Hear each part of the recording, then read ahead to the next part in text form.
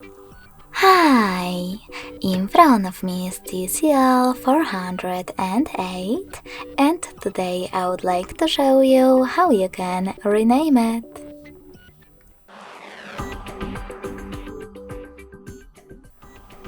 Begin by opening Settings and clicking on Bluetooth section right away. Now click on this switcher to activate Bluetooth and click on device name.